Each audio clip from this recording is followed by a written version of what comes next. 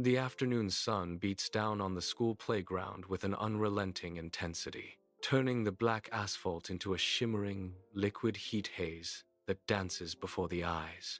At the edge of the basketball court, Max stands perfectly still.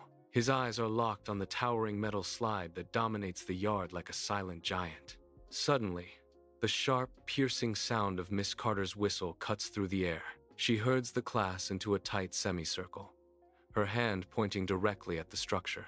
"The big slide is under repair," she announces, her voice firm. "Do not go near it."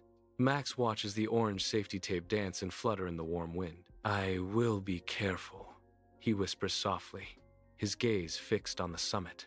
As the rest of the class drifts toward the swings, Max quietly peels away. His footsteps are silent on the grass, a shadow moving against the grain. He reaches the base of the ladder, feeling the heat radiating from the metal. His fingers wrap around the cold, rusted rungs, gripping tight.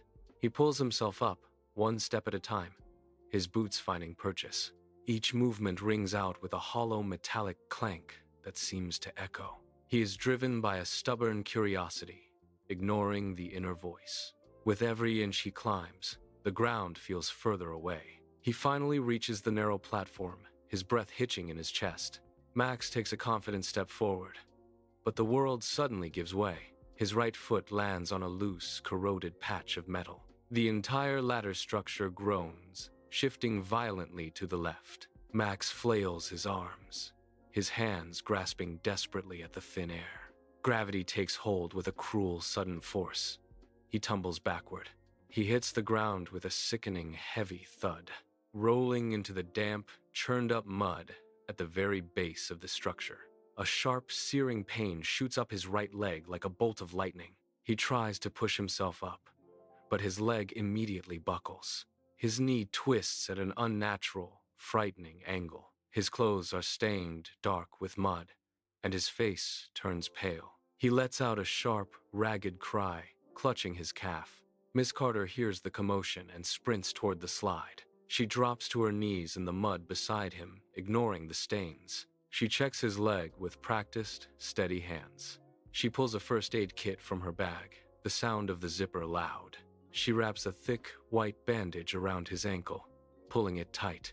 "Rules are here to protect you, Max," she says, her voice low and steady. "Listening is not about following orders.